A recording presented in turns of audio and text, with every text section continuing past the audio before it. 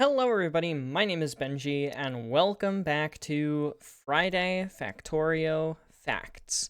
Now, this is not an episode that I was expecting to make immediately. There are a lot of other news posts that I would like to cover before going into this, but for those of you that are interested, go check out the Gleba Friday Factorio Facts posts that they have on their blog, because you're going to need some of that context in order to go over this bad boy right here.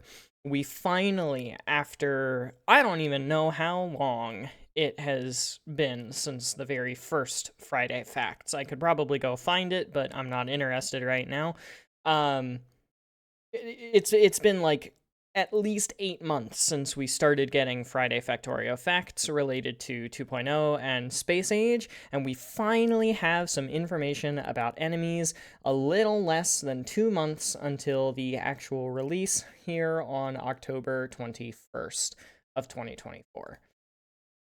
And it's about Gleba, and these things look horrifying. Also, yes, it is 9 a.m. in the morning. I need to be doing work things very soon, but this is the kind of thing that I really need to spare some time for, and going through the Friday Facts. So, of course, as always, links in the description to the Steam store page for Factorio.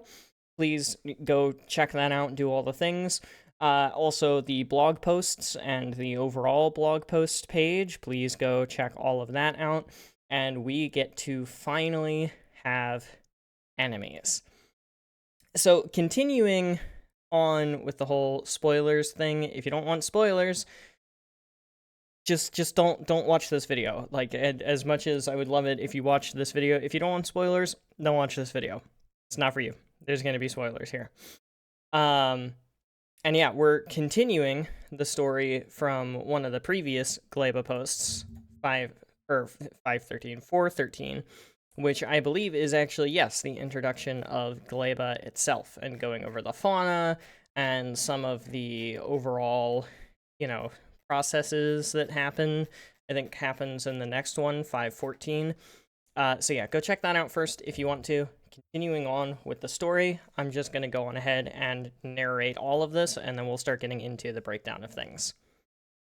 A trumpeting scream quietens all the small animals. You hear the breaking of waves, followed by stomping, earth-shaking steps that are getting louder and louder. Looking in the direction of the sound, you see a cliff rising to a tall hill.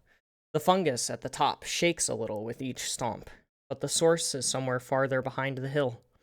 You ready your weapons, but the sound stops getting louder and instead moves to the right, then gradually fades into the distance.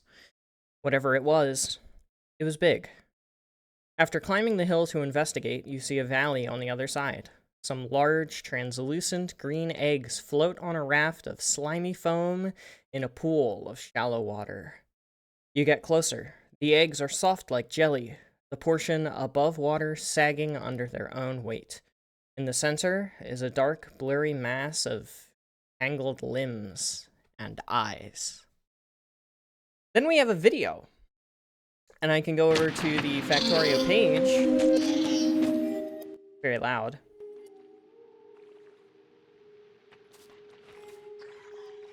And there they are. The pentapods, as we will find that they are called. Much like biters, they have a couple of the smaller enemies that roam around the nests. Unlike biters, when the nest explodes, a bunch of them spawn. It seems as though they are weak to fire, at least in large groups. And then there's this. A giant Spidertron-esque enemy that shoots homing missiles in the direction of the player character, that then turn into the small crawlers, as well as bursting into the small crawlers. And then we see it. The behemoth. This thing spawns the tiny guys occasionally, stomps on you, throws debris from the stomps at you, and is heavily armored with a lot of health. Not to mention as well, of course, you can see it's kind of spitting at us there. Again, seems somewhat weak to fire, at least a little bit, and then spawns more of the tiny enemies afterwards. Also, that animation right there, so sick. So sick. Also, yeah, Dosh Doshington is really cool. Go check him out. Pretty cool. I'm not going to have any links or anything, because this video is not about him, but yeah, no, he's cool. Go check him out. This basically is all just what we watched, so, you know, I'm going to narrate it, but you can skip ahead a little bit if you want to. Suddenly, the egg erupts and a clawed limb swipes at your face. A strange creature wriggles around in the water trying to claw at you, and through the splashing, you make out 5 limbs, like a starfish. A bulging head-like structure has many eyes on one side and a sponge-like material on the other. On the sides of its head are crests of transparent blisters that are inflating with air to form something like a paddle or a wing. It drags itself around like some sort of ravenous, tentacled baby. With the occasional lurching movement, it launches itself at you, trying to grapple you with its limbs and bite you with its underside. The claws glance off your energy shield with minimal damage. Your personal laser defense springs into action, and in a flash of light, the newborn is cut to shreds. The laser then switches targets to the egg raft. A few moments later, all the eggs burst into a horrifying swarm of angry, thrashing creatures. The sea of flailing limbs and odd movement makes it difficult to target individuals. You bravely retreat back to the cliff and equip the flamethrower to protect yourself with a wall of fire. The undaunted, wriggling creatures run straight into the fire and die soon after. Another trumpeting scream pierces the sky, but this time it doesn't sound distant at all. A slender, towering creature stares straight at you with its large, bulging eyes. It strafes sideways, circling you, gracefully stepping over cliffs and tree-like fungi with its 5 thin legs. It launches something from its head, a projectile high into the air, arcing towards you. You start retreating, but 4 wings spring from the sides of the projectile, and it steers towards you like a homing missile. The flying creature rams into you, grappling you with its clawed limbs, and slowing your movements. You throw it down to the ground, and it becomes indistinguishable from the wriggler you dispatched earlier. Your laser defenses make short work of it, but without warning, you're struck by another projectile creature from the other side. Another strafer has arrived, and is also bombarding you. Both strafers are staying out of range of your automated laser defense. You dash towards one of the strafers with your submachine gun in hand, but as you do, the strafer to your front retreats, and the other advances. They seem intent on keeping you at range, constantly circling while firing homing projectiles. No matter, you have another weapon up your sleeve. You dash forwards again, this time with rocket launcher in hand. A rocket snakes its way through the air and blasts its way into the first strafer.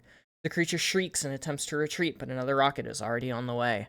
The second rocket strikes unerringly, and a moment later, the strafer is blown apart, leaving a cloud of pieces to rain down on the swamp below. Stomp. Stomp. Stomp. The stomping has returned. A colossal spiked shell rises into view from behind a hill. It strides effortlessly over a cliff with its 5 huge, armor-plated legs. This creature is clearly related to the others, but it is far heavier with a wide stance and thick legs. The central body or head region is like a shielding shell with small eyes peering through narrow holes. You fire some rockets at the stomper, and they do some damage, but nowhere near enough to take it down. You have very few rockets left, and they won't be enough to kill the stomper, so it's better to save them for the other strafer, which is difficult to catch otherwise. The stomper charges towards you. Even with your exoskeleton equipment, the stomper can outrun you. You stand your ground with the submachine gun, but you can't dodge effectively while you fire. As it gets close, the tremors stress your shield. Thrown debris from its stomps pummel the shields further. The creature lands a foot directly on you, and your shields falter. That hurt. This is not working. You start moving again, not to outrun it, but to outmaneuver it. It may be faster than you in a straight line, but it can't change directions very quickly. The other strafer is still alive and flinging new enemies at you from a distance. By switching between dodging movement and bursts of SMG fire, you're able to avoid most of the Stomper's damage and keep the number of Wrigglers low enough to not get overwhelmed. You wait for an opening when you're not being stomped on, swarmed, and the strafer is in view. Away go the last 2 rockets, and success. The last strafer falls dead. Now it's just you and the Stomper. A duel to the death. While continuing to dodge its feet, you make your way to a larger area of land to make your last stand. No more rockets. Ammo is low. Time for the flamethrower to shine. As you circle each other, you douse the arena in flames. The dance continues in flames until one of you falls. More fire, more spinning, more fire. The world becomes a hazy blur of flames, smoke, and death. And then, of course, we come out triumphant because we're the engineer, and that's just how that goes. So yeah, that's the story. Again, like I said, kind of goes into the video. Video is linked in the description. And now we get to talk about the mechanics. So the new enemies, obviously I called them pentapods. They're 5-legged creatures, destined relatives of the starfish. So they call them starfish, land stars, or starfeet, but mostly they call them stompers, strafers, and wrigglers. So stompers are those big, heavy armor guys. Strafers are those smaller, spindly, fast guys that shoot projectiles that home on you. And then the wrigglers are the little baby guys that, you know, are like normal biter kind of things. That's kind of it. They talk a little bit here about the fact that you could just rush to space and go straight to Gleba and have weak combat, or you could you could visit it last and invest in military technology, including a couple of things from, you know, previous posts like the Tesla turret and etc. Go read about that one. That was not last week, but the week prior. So 422, I believe, was the Tesla turret. So you could have all kinds of different weapons at your disposal, or you could have just the basic Now V stuff, and they need to make sure that they balance that. So if you're completely unprepared, it's still survivable, but only at the starting evolutions. And then, of course, an engineer with a pocket full of turrets never needs to be solo. So that's kind of that. The biters are aggressive, regardless, but the pentapods are passive. They will defend their nests and attack you if you attack a nearby ally, but otherwise they'll leave you alone at first. If you do fight them and win, they evolve, because of course. Here's the really interesting thing. Pollution is different. Pollution on Nalvis is factory pollution. It stinks, and the biters don't like it. On Gleba, there's already a high carbon dioxide environment. The fungi eats up the industrial pollutants anyway. However, Gleba's pollution mechanic is based on aroma and spores, because there's a high agricultural aspect to Gleba. You have to harvest agricultural things, and you have to turn those agricultural things into what you need for science and etc. So those produce aromas and spores, which, you know, attract the pentapods. So the enemies evolve as they're exposed to agricultural growth formula and meddling ways. So you can see here that they've got like a couple of different things where they're like producing agriculture here and here. And you can see they're currently being attacked right here by all of the death symbols. And then you can see the red little markings on all of the shallow water, all of like the egg sacs and whatnot. And you can see that they are absorbing that pollutant. Otherwise, the circle would be purely circular, but it's not wherever there are nests involved, or egg sacs, I guess, involved. So that's a very interesting aspect, and something that was posited to me earlier as I was having a conversation was if they only attack the agricultural centers and they don't attack the industrial centers, like you can see they don't have a wall here, but they have a defense drop here, defense drop off, and defense drop off. We only need to really lock down the agricultural production centers, not so much the industrial production centers. Again, there's no walls here, but there's a nest right here and right here. And, it's pretty passive. So if all we need to do is defend the agricultural centers, we can leave the rest of this undefended.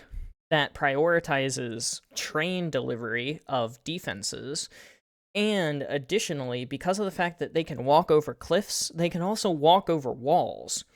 So you need to have a preliminary wall with turrets, which we'll get into a little bit later, the exact kind of layout that myself and the conversationist were having, talks about. A first wall with defenses, followed by a gap with dragon teeth, and then a secondary wall. That way, anything that is dropped as a result of killing the striders and the stompers, or the strafers and the stompers at the first wall, any of the wrigglers that get dropped by those behind the wall still have a secondary wall that they have to get through in order to get to the main base, or rather get to the agricultural centers. So that's, one thought. Egg rafts are obviously the pentapod equivalent of spawners, shallow waters in the marshlands, and we can wade through that, of course. It keeps them away from the dry highlands, which are easy to build in, so there's your industrial component, but puts them close to the areas where you want your agricultural products. Again, adding to the defense of, that kind of stuff. Looks like they fixed this. This was broken earlier when I first viewed it, when it came out at 7 a.m. Destroying an egg raft will yield some of the pentapod eggs it contained, which are a key ingredient to make the biochamber, which is an important processing machine. You have to use them quickly, though, because they hatch. Yeah, that's a whole thing. And then you need quite a few. More importantly, though, Gleba might need more biochambers when you're not there, so automate everything. With a bit of technology, you can turn a limited egg supply into a fully automated but somewhat risky production cycle. So what I'm assuming here is you can take the eggs in kind of like an enriched vulcanite kind of thing from the space exploration mod pack that Arendelle made. This whole post is by Arendelle, by the way. And if you can do that, you'll have to make sure that the timer is taken into account, and then you can probably just use the recycling machine to recycle any eggs that are at the end of their timers and not being used into the spoilage aspect, is what I would assume. And then, yeah, we get a nice little gif here of the wrigglers with a very small egg sac. I'm betting the egg sacs probably grow over time and get larger. Because, this is way smaller than the other one. And then, of course, the little wrigglers are kind of like biters, where they stay in defense of everything and all this stuff. And you can kind of see here, there's a green one and then a gold one. I don't know where the heck the gold one just went, but you'll see more about the whole green versus gold thing regularly. Damage is reasonable, very fragile, tend to die quickly, but overwhelming numbers. Just like biters. Biters are, noticeably weak. But if you get 80 of them in one spot, then you're kind of screwed. Trypophobia warning. By the way, if anybody has trypophobia, please beware. There are lots of hole-looking eyes in the strafer and the stomper. So, fair warning. You've been warned. There's the strafer. And yeah, those egg sacs are much larger, which I'm wondering if the egg sac size is related to whether or not it can spawn these things. Also, it looks like this is a gold version and that's a green version, because look how much bigger this one is in comparison to this one. It's like twice the size. Strafers are fragile, but they use range and speed, and they launch flying wrigglers like a homing missile. So, great. Absolutely great. They outrange the gun and laser turret, but they try to circle the turret that it's fixated on, and while doing so, will probably wander into the range. But once they're in range and they try to back away, they're probably already dead, give or take. High alpha strike, meaning very quick to strike at the opponent, so the rocket turret, which is unlocked on Gleba. That's good to know. Or the Tesla turret, which I talked about from Fulgura. And then here is the Stomper, which has a big, thick back end of its head and a rather thin little area here. And again, that egg sac looks slightly bigger, or at the very least differently shaped, than this guy, or than the previous one. And you can see the little wrigglers around because he spawns them over time. There's like a whole thing about that.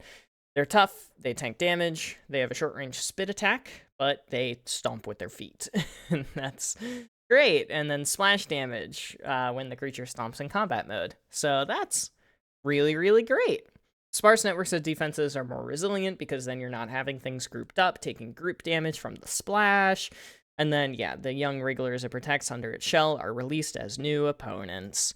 Walk over walls and cliffs. So that's where that whole double wall idea comes into play, where you have one wall to take it out, and then any of the wrigglers that are spawned don't get to immediately bypass the wall and go for the agricultural center. They get stopped by a secondary wall and killed before they have the opportunity to strike. And then they go through a bunch of the design stuff. I'm not really gonna go too deep into this. You can read it for yourself if you'd like, because this video is already starting to get long. But they use the leggy tech from the Spidertrons. They had to redo it a bunch. And then they had to find a way to make them look big without being too big. Otherwise, glitchy rotation things happen with the pixels, which makes a lot of sense. And then, of course, they didn't have pathfinding, so Lava Lake and whatnot. The whole Lava Lake thing that they can't step over kinda points to something for Vulcanus, and Vulcanus having enemies. Gleba having enemies is a really good first step into the rest of everything. And this stuff looks really cool. Looks kind of like straight out of StarCraft, if I'm being honest here. Like StarCraft Heart of the Storm type shit. And then this just looks like a tadpole on legs. Which I find pretty cool, actually, the fact that this looks like a tadpole on legs. And then, of course, giant flesh pillar, kind of like a snaily guy. I like this one a lot. It's really gross. But I do like the one that they settled on instead. Like, I like this one a lot. It's kind of a mix of the tadpole and the flesh pillar, kind of. It's, like, thinner than this lengthwise, but more spindly like this, but horizontally. And then we get into this. They have a whole generalized anatomy of things, which is crazy. They didn't have to do this, but they did it. So the entirety of the anatomy of this thing, starting at the legs, it's got the legs, it's got musculature, it's got veins, it's got 2 hearts. Maybe it's got 1 heart per leg. It's got 5 hearts. Who knows? It's got a harder exoskeleton shell of chitin. Same thing on the head plate for the chitin. A little bit of a weaker spot, although I doubt we'll ever have like a weak spot type thing here. For the lungs, which is like the spongy material that became lung, and then the eggs versus the spongy material that became eyes, the brain. And then it's got the mouth, a grinder, a stomach, a fermenter, and then an ejector. And you can kind of see here the eggs are in a position, at least for like the strider here, or the strafer. I keep calling it strider. The strafer, where the eggs can go into the fermenter, hatch, and then get spit out the ejector at us. And that's where those flying guys comes from, which is absolutely insane. Here's some of the flyer concepts, which are pretty cool. I like this one a lot. This one is kind of cool. This one looks too much like a dragonfly, but I really like this one. It's just kind of like farting, and I don't know why I find that amusing. And then, yeah, trypophobia, again, here, with some of the, almost finalized versions. You can kind of see the wings of the strafer, which lend itself, and the wings of the wriggler, which lend itself to the wings of the flyer. And you can see that exportation or this on the top of all of them. for like where it spits these guys out, and also just where it expels waste and all the things. And then we have the nearly final versions where you can still see the wings, but like not as much.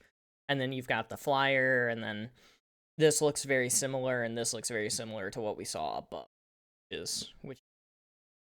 And then they say somewhere here. There we go. The Gleba family with near final textures before the evolution tier tints: green, gold, and red. So on now Vis, we've got the biters, which are brown, medium biters, which are like a red, the big biters, which are blue, and then the behemoth biters, which are green. On Gleba, it goes backwards, kind of, where like there's the green is the first tier instead of the last tier, and then gold is like a middle ground, kind of like a brown of like the base biters, and then red, which is usually the medium biters, and now we have, red as the final tier, which is where this image comes from. The green and the red, which is nice and nice and nice and crazy, and yeah. Oh boy, these guys are awful. These guys look so terrifying to me, genuinely. Like, just looking at this guy walking around and stomping all over the place, and the fact that the stomps do damage, it's so unsettling having an enemy this big. I don't know why it's so unsettling, but it's so unsettling seeing enemies that are this big. It just genuinely is. It just genuinely is unsettling seeing enemies that are this big.